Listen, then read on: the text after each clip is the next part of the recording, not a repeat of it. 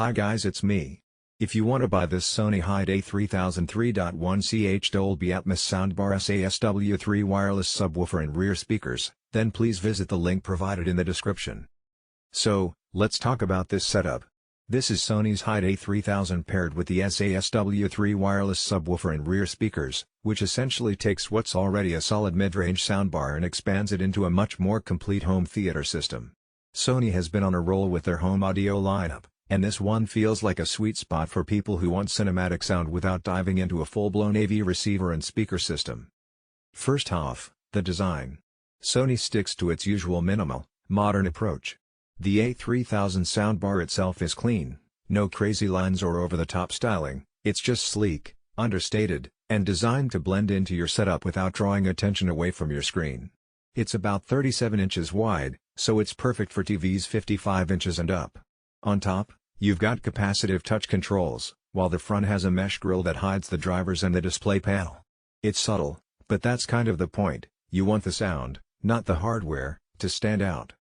Now, the real magic happens when you expand it with the SA-SW3 subwoofer and the rear speakers. The subwoofer is compact but powerful.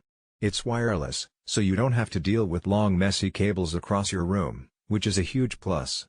The rear speakers add that immersive surround element, giving you depth and directionality that the soundbar alone can't fully replicate.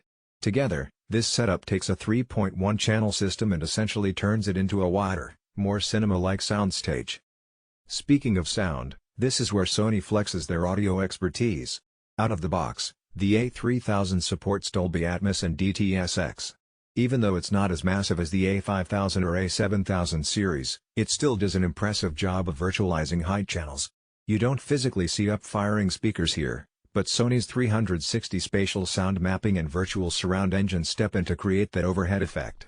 And when you pair the system with the rear speakers, the effect gets even better. It feels like sound is bouncing around your entire room. Dialogue clarity is excellent too. That's one of the biggest complaints with cheaper soundbars. Voices can get drowned out when there's heavy action. Sony fixes that with a dedicated center channel that locks dialogue to the screen. So when characters are speaking, it feels like their voices are coming straight from the TV, not somewhere else in the room. Combine that with the subwoofer, and you've got punchy lows for explosions, rumbles, or bass-heavy soundtracks without losing speech clarity. Another cool part is how the system integrates into Sony's ecosystem. If you have a Sony Bravia TV, you get features like acoustic center sync. That basically uses the TV's speakers as part of the center channel, blending with the soundbar for an even stronger dialogue focus. It makes your TV and soundbar feel like one unit instead of separate audio sources. Let's talk connectivity for a second.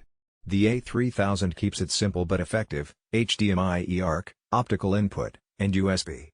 You also get built-in streaming features like Chromecast, Spotify Connect, AirPlay 2, and Bluetooth 5.0.